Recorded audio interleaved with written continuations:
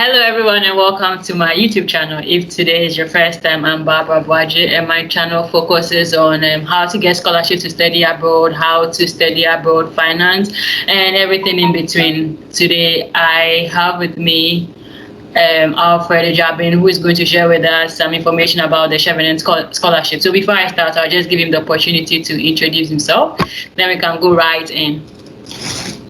So Alfred, tell us about yourself and then we can start. Hi everyone, and thanks for the opportunity, Barbara. I am Alfred Adjabeng, Chevening alumnus, and I also consult for Panabios Africa CDC Trusted Travel Program. I am currently based in Accra, Ghana, and it's a privilege to join you on this call. Thank you very much. So as you said, you were a Chevening alumnus for which year? 2019, 2020.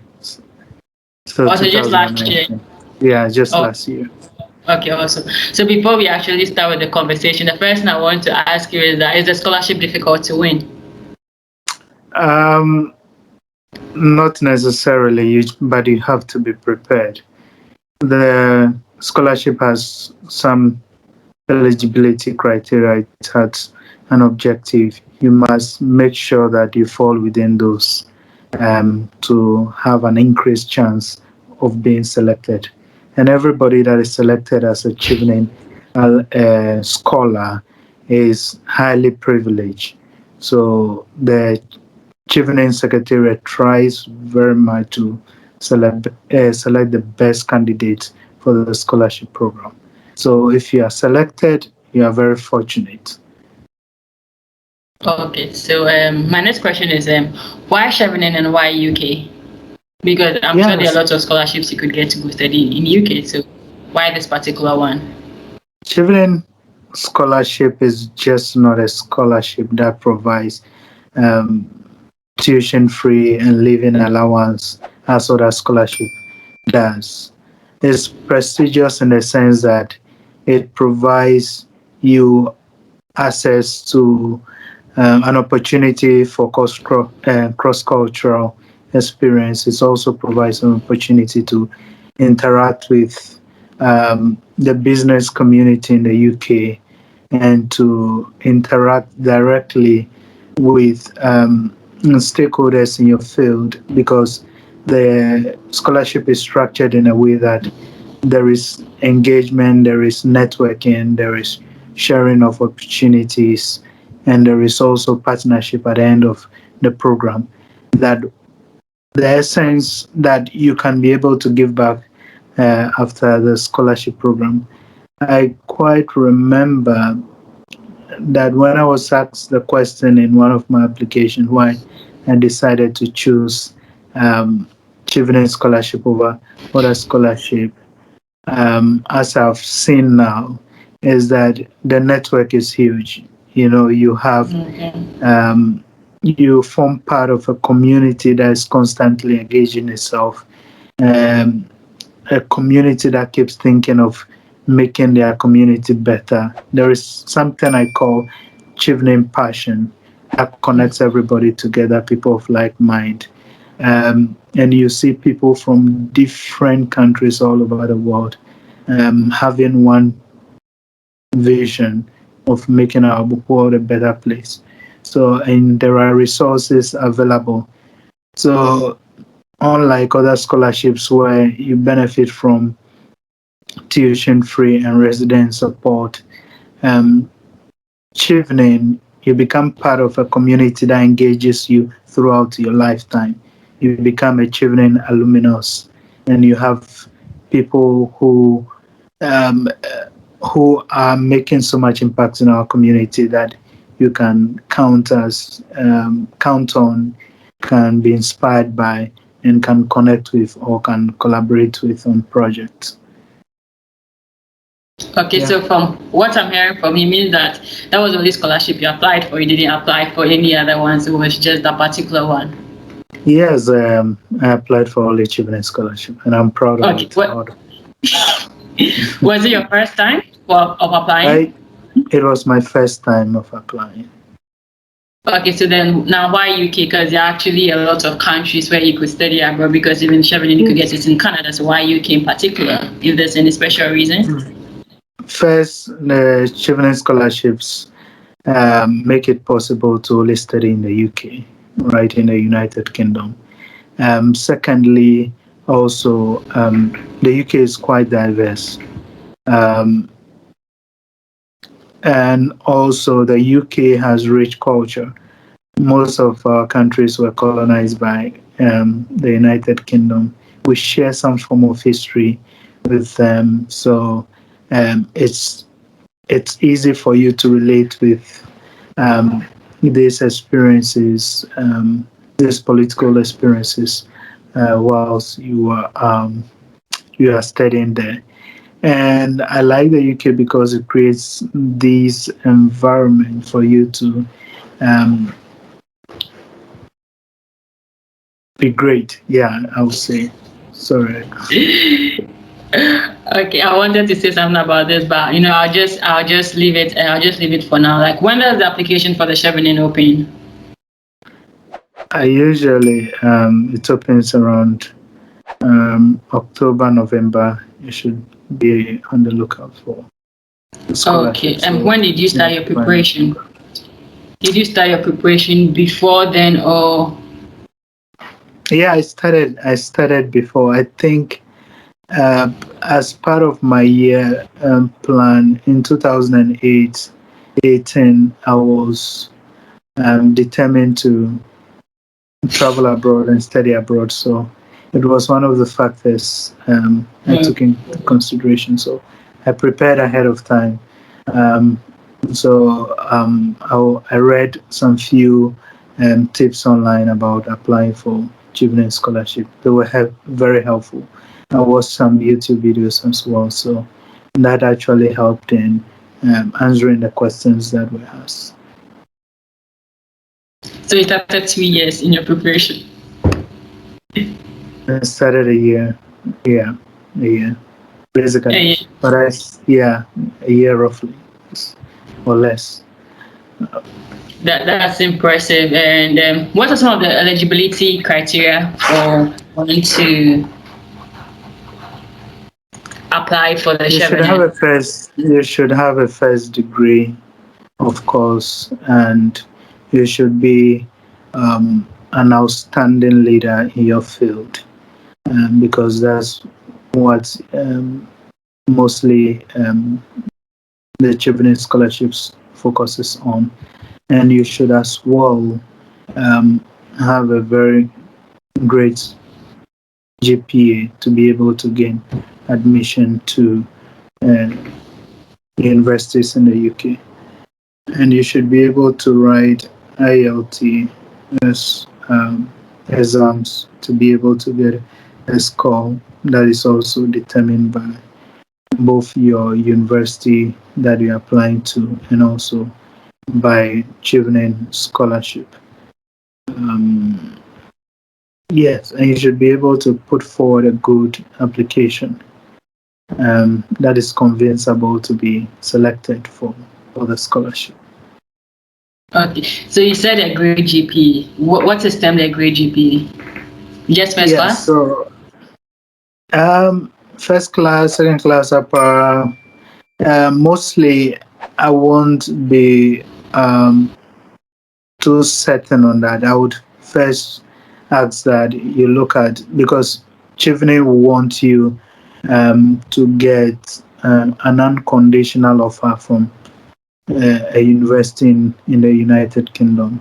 So there are some exceptions. Once you get an admission, and for instance, if you have a second class lower and you have an admission from a university, an unconditional admission from a university, and you get to the interview and you are selected to the interview. I know people who were selected to the interview with even second class lower, and you are able to make an argument as to why you have that class, or you are able to prove that when given the opportunity, you will be able to succeed academically, they would likely give you the opportunity to get on the scholarship. Okay, so what I understand from what you said is that even though you are required to get a very good GPA, once you're able to get an unconditional offer and you're able to put in a competitive application, you could get the opportunity to even go to the interview stage. And once you're able to convince them, you'll be able to get the scholarship. Yes, very well. Okay. Okay. So that means even though the eligibility is there, it shouldn't deter people. They should still put in the effort. Who knows? Yes, even if you have a first class, second class upper, second class lower, I think you should still put in an admission, because I know Chevening scholars who had second class lower from the undergraduate studies and even completed their master's program with distinction. And I know Chevening scholars who also had first class, others who had second class lower. I'm yet to see any Chevening scholar who had third class, because I doubt, I may be wrong, but I doubt you may be able to secure a UK admission with third class. Okay. So I actually, may be wrong. the trick is to actually get the UK admission. So is it a requirement to Yes. get an admission before you apply? It's a requirement. No, until you are conditionally selected. Part of the condition is you should get, so you are either conditionally selected, or you are reserved, or you are um, uh, or you are not selected. Let me put it that way. Oh, So if you are reserved, it means that someone who is conditionally selected, when the person doesn't meet the requirement for their um, admission into the scholarship program, you may be asked to replace the person. When you are conditionally selected, there are conditions. First, you should get a minimum of 6.5, I think so, with your IELTS, LS score. Um, you should also gain an unconditional offer from the university. So if you have all those, you would be given the opportunity to get onto the scholarship. But if you are conditionally selected and you don't have an unconditional offer from um, the universities that you have applied for, you may not be able to get onto the scholarship okay. So program. Chevening is just not for masters; it's also for PhDs. Chevening scholarship for masters, 1 year taught masters program in the UK. It's just for masters. So the reason why I'm asking was like you talked about people who didn't get an upper for their masters. So let's say for me, if I have done my undergrad, I have another masters, but I want to go and do another masters in the UK. Is this possible? Do I have to disclose my previous masters, or I should just apply with my undergrad? So now this directly relates to me. So I have one master's from University of Ghana, and I got another master's from University of Sussex in the UK through the Chevening Scholarship program. So it So is during possible, your but you application, need, okay. it is possible, but you need to justify why an additional master's program is needed, or an additional master's is needed. You need to justify. So if you justify and you convince the panel, they may give you the opportunity for that additional master's program. Okay. Okay. What courses is available for the Chevening? Is it every program, or there are certain specific programs you have to do? The list gets updated all the time. I know for MBA programs there is a CAT, um, Chevening may tell you that they can only pay 18,000 pounds for a fee cap. Chevening may tell you they can only pay 18,000 pounds for MBA programs. So you need to get onto the website and get the latest or updated information regarding fee capping for courses and courses that, irrespective of and can you the fee, they can be admitted. Yes. Can you combine it with other scholarships? No, you cannot do that. Chevening Scholarship supports you all year round. They provide you your transportation to the airport. They pay for it. They pay for your flight tickets. They provide living expenses. They provide you allowance for books and other leisure services. So, what else do you need for which you want to combine another scholarship with or another grant opportunity with?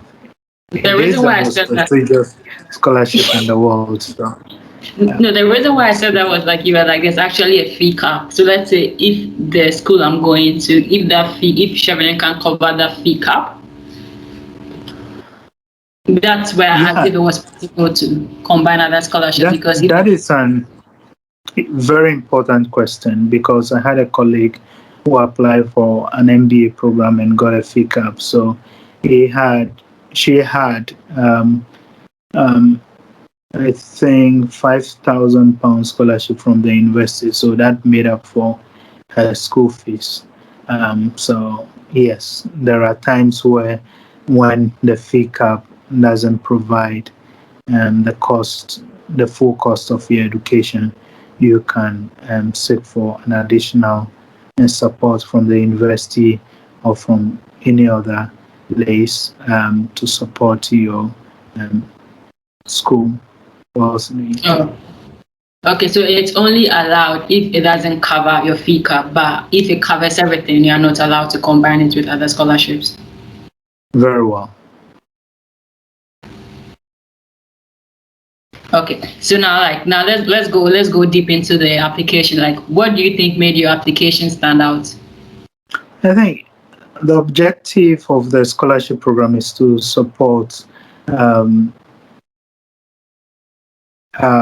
future leaders, that promising future leaders in their own field. I think, yeah. So I think I was running a project for which I felt a master's program in governance development and public policy will provide me some information, some skills, some experience, some network to support my work.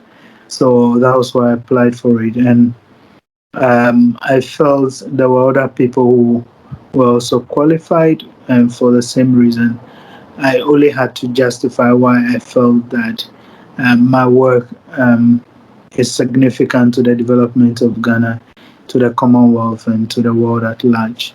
And I felt also that I answered all my questions truthfully. I was able to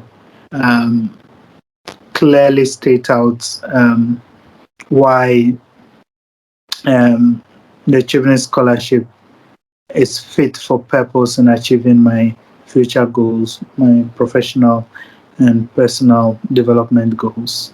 And I think that may be why I was selected. Okay, so one question I wanted to ask was like the whole idea of the scholarship is actually to support future leaders. That means they need people with leadership potentials. So when we say a leader, what kind of leader are they looking for? Somebody in politics? Like, could you give us an example of who a leader is, or an area where you had shown leadership potential? Yeah, so leaders are people who step out to solve problems. Leaders are people who influence other people to solve problems. Leaders are those who sacrifice and put the need of other people ahead of theirs. And they also lead the effort in making the world a better place at the local level, at the national level, or at the global level. If you have demonstrated um, any action of solving a particular problem, that puts a responsibility of leadership on you. In my case, I founded a social innovation program called School Farms program that supports local schools or community schools to grow their own food. And also create the opportunity for experiential learning and skills development. So what we essentially do is to identify schools that are receiving school feeding program but are facing one or two challenges. Then we develop a supplementary school feeding support program, which is helping these schools through a private public partnership to create farms where they can be able to grow their own food to support the school feeding program. So that's how it comes out clearly to me, and I believe I'm convinced as being a leader that is solving a particular problem in that field. So for me, the Masters in Governance Development and Public Policy at the Institute of Development Studies in the UK was the curriculum of that master's program had elements that I quite needed to be able to continue doing I've been doing, or what I was doing prior to the scholarship. Okay. Did you set up this social innovation enterprise just for the scholarship? Interesting question. So I started this, I think, 6 years before the scholarship program. Okay. Yeah. So, well, let me say less about that. People who intend to, that's why I said one of the elements was that everything I wrote in the scholarship was very truthful. Because your reviewers will know it when you are telling lies. And a true leader, if you are a true leader, it will reflect in your application. It will also reflect when you are being asked questions.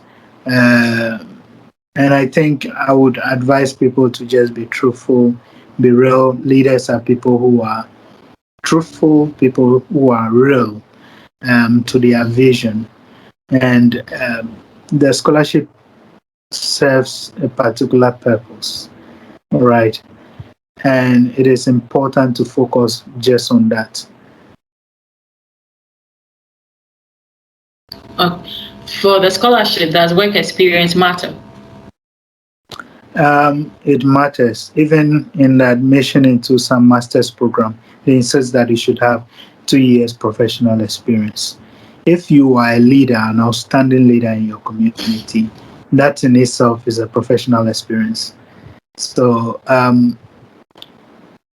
so you should. That's the answer to the question. So you should have professional experience. It's important to have professional experience. So for the 2 years, like what is termed the work experience?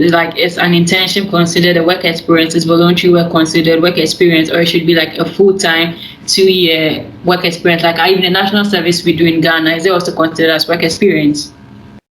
Yeah, so national services has work experience internship, unless stated otherwise. Internship is also work experience. Volunteerism, looking at the length of it, also may also be considered as work experience. So it depends upon how you put it in there. So so you should be able to be critical about that. For some courses, they ask you to provide a length of time. You can put in all your professional experience in there. And the fact is, I encourage you to have at least 2 years minimum work experience to apply for the Chevening Scholarship program. Okay. That's my personal advice. Okay, thank you. So now let's look at the essays. How many essays does one have to write? So there is just one phase of the essay. There are a series of questions asking you about your leadership experience, your influence in your community, and it also talks about what do you intend to do when you return from the UK. It also talks about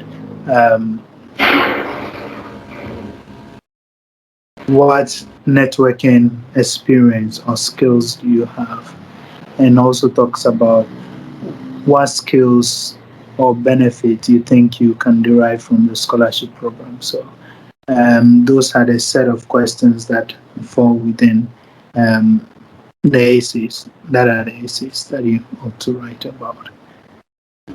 Okay. So one thing I know is that in as much as they are individual questions, I do believe that it's very important that the answers you give for all these essays should be interconnected. How do you ensure that like all these answers are interconnected? I don't know if my question makes sense. Yes, so Chevening Scholarship is structured in a way that it is coherent. Okay, if you see inconsistency in the answers you are providing, you know that you are deviating a little bit from your essays. Every good essays, I've reviewed a lot of essays, and people who have already been selected for the scholarship, people who got into the scholarship after I had um, uh, left the scholarship program. Um, One thing I realized is that the questions are structured in a way that one leads to another. So there should be that consistency, there should be that coherence in your write up.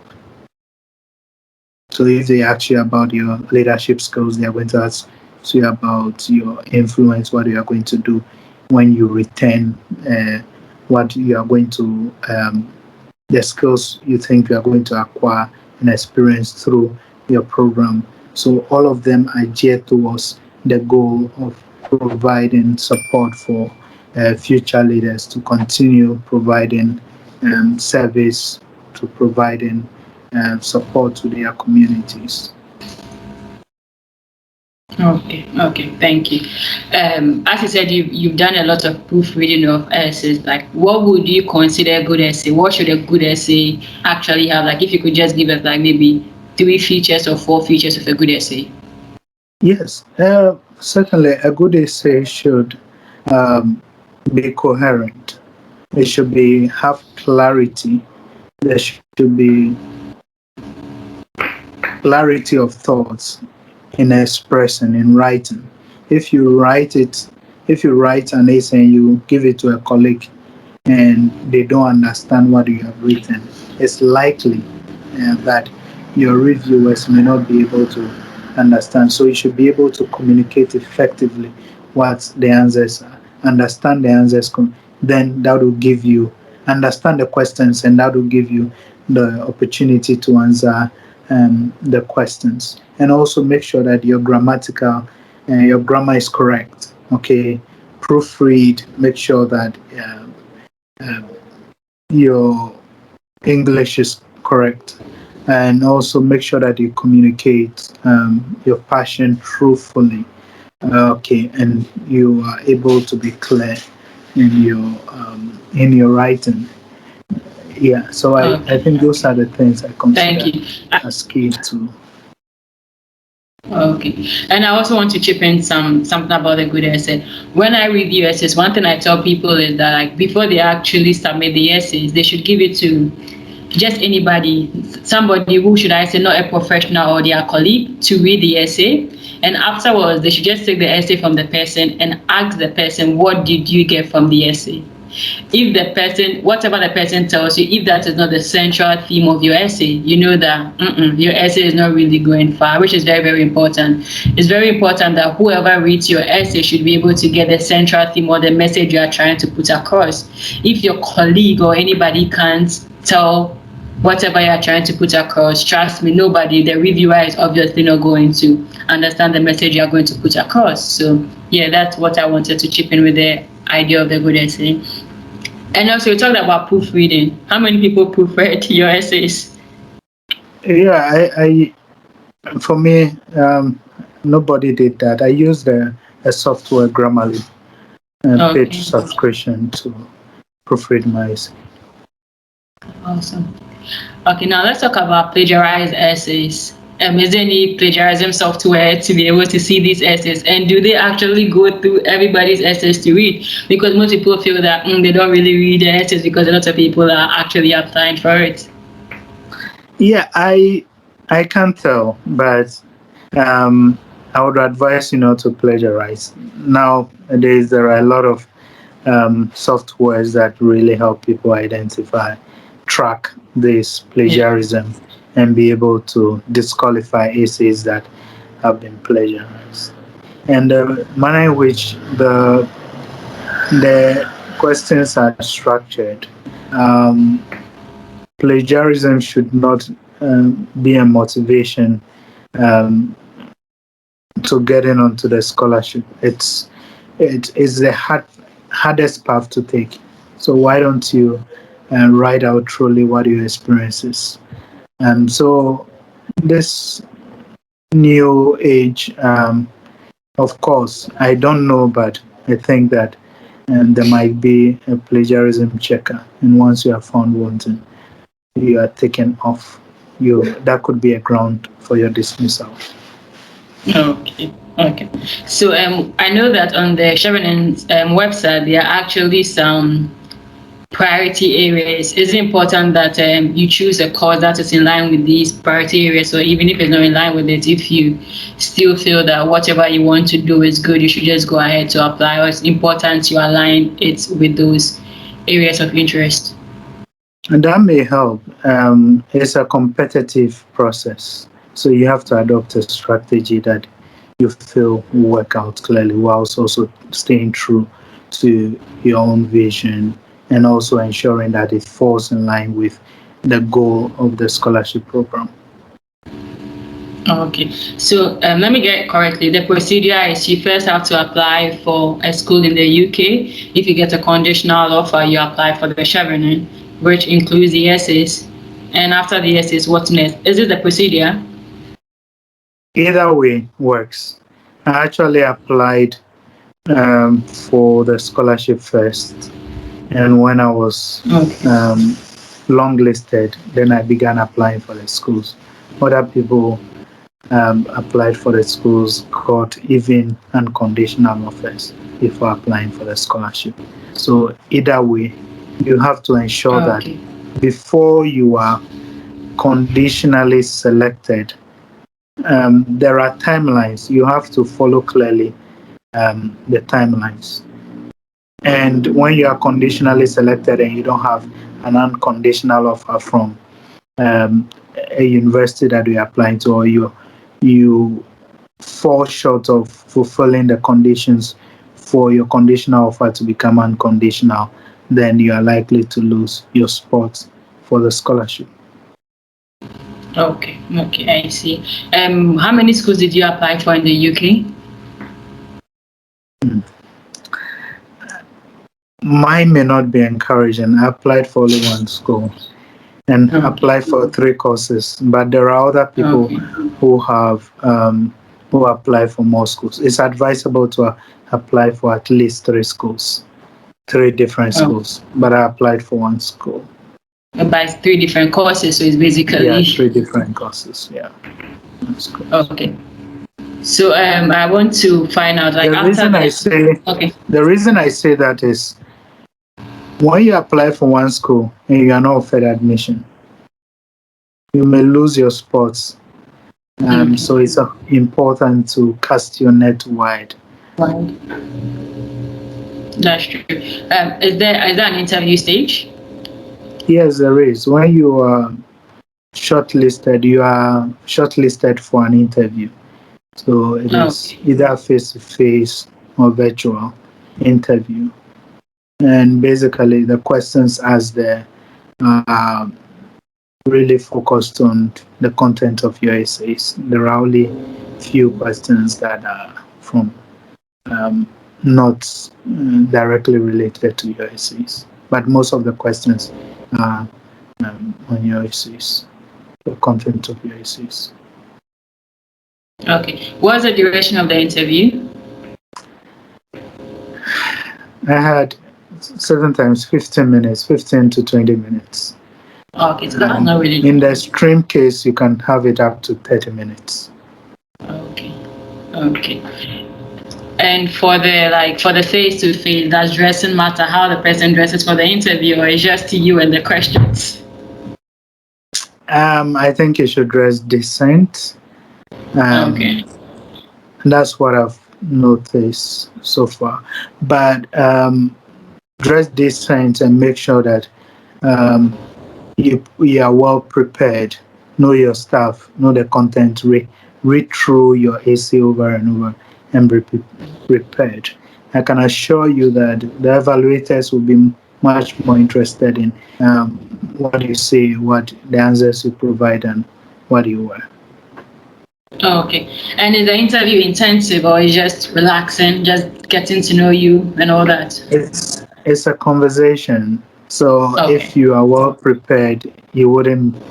If you are well prepared and you are even tensed, the panel is quite friendly to help you relax. They know it when people are tense. They know it when people Okay. cannot really answer the questions that they are asked. Okay, so now let's go back to the essays. For the essays, there are certain word requirements, right? Yes, there are. Are you penalized if you write less or if you write more? Are there any repercussions for that? You can submit your essay if you go above the word limit. Oh, okay. It will ask you to reduce the number of words or characters that you have entered into the application.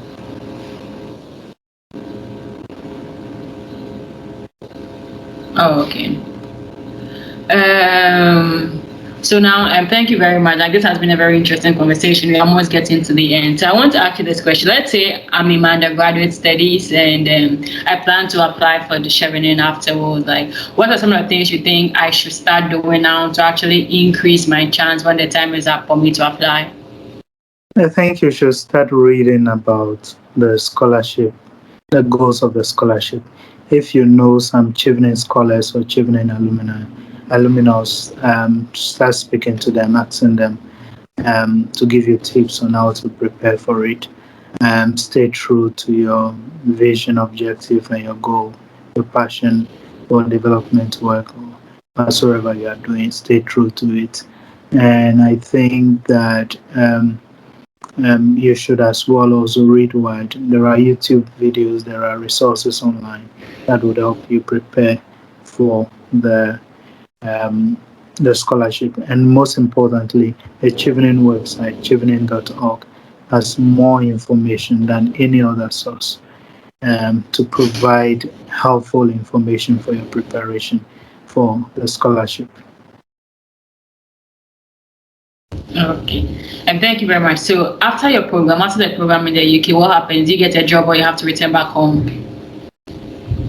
The goal of and the conditions of your scholarship, you need to come back home to give back. Is not You are not only just coming back for the sake of it, you are coming back to give back to your community for a period of at least 2 years. Okay, so Alfred, since you are back, how are you giving back to the community?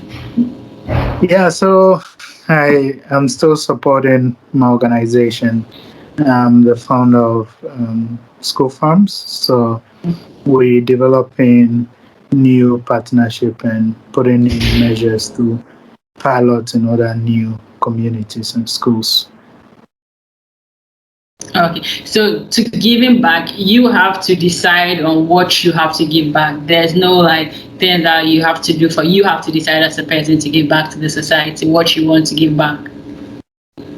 Aside what you wrote in your essay as your Okay. giving back plan, that may certainly change. There is no problem about that. So the most important is that the new skills you have acquired, the new knowledge you have acquired in the UK, the network you have made, how can you leverage that to give back to your community? Okay, thank you. And how many people get selected for the Chevening each year? The number varies. If you look at it, the year before us, we were told there were 21. In our time, we were 22. So um, it's unfair to say there is a slot for every country. There are times that the Okay. numbers go up, there are times that the numbers come down. It's mostly dependent on what the Chevening Scholarship wants in that particular year. Okay, okay, great. So now that we've actually gotten a fair idea of how one can actually win this Chevening, let's talk about getting the visa for the UK. How difficult was it? Were there other extra things you needed to do to be able to get the visa? Um, the visa process is smooth, is straightforward, Oh, um, okay. just like any other application for visa. You are not the conditions for getting a visa when getting onto the Chevening Scholarship program is different from um, the conditions that are required for you to get when you are traveling as a private citizen or just a tourist and so on. Um, Going to school is you just need to um, provide evidence of your unconditional offer, your sponsorship letter, that's the final award letter, and your cast. Then I think that's all that we did, and your residence. So when you are admitted, you are also given an accommodation option. So you should also provide that letter. The process is simple, and whenever you face any challenge, you can contact your program officer, the Chevening program officer in your country for support or assistance. That's cool. So if I get for the scholarship, you didn't have to pay anything. All you needed to do was to just carry your bags and baggages and just move to the UK. And for that whole year, they covered everything till you return back. Very well. It's the Did you get prestigious clothing scholarship. allowance? The most, pardon me, Did you get clothing allowance? we got living allowance. If that also means it's clothing Oh, okay. allowance is part of it, then fair enough. Yeah. I Okay. bought some cool clothes. So that's what it called clothing allowance. Okay. And how was your stay like in the UK? Did you like it there? Did you like the Yeah, program? Like, it was a life changing experience. I made good friends, although we were struck by COVID, and we had to quickly adjust to new ways of learning using Zoom, virtual assistance apps, and so on and so forth. We had some few months of interaction with our friends. We traveled across the UK because your stipend, you should be able to manage it enough to afford you the opportunity to travel to different places of the UK um, to have that cultural experience or cultural immersion. okay. Alfred, thank you very much. This has really been an eye-opening experience. And as I am Oliver, and I always want to ask for more, are you open to have another session with us where this time we are just going to look at the essay, like you just give us some tidbits, what to do, what not to do? Is this something that you're open to do? I think that will be helpful. So do let me just know ahead of time, then we can find a way around that. Okay, that's amazing. Do you have any last words before I just give the closing remarks? Yeah, Chevening Scholarship is the most prestigious scholarship in the world. That's all I have to say now. And it's a privilege to actually be selected as a Chevening Scholar, because you become a Chevening Scholar for a year, but a Chevener the whole of your lifetime. Okay, awesome. Thank you very much. Thank you. I thank everybody for watching this video. I hope you actually got to learn a lot from it. And if you've actually applied for the scholarship before, let us know if there are any tidbits you have to share with us. And if you didn't get accepted, let us know some of the mistakes you made so that others can learn from it. And if this video was helpful, feel free to share it with others, because knowledge should be shared. And thanks. And if today's your first time, don't forget to hit the subscribe button, and we meet again. Bye. Bye. And thank you very much, Alfred. Bye. Bye.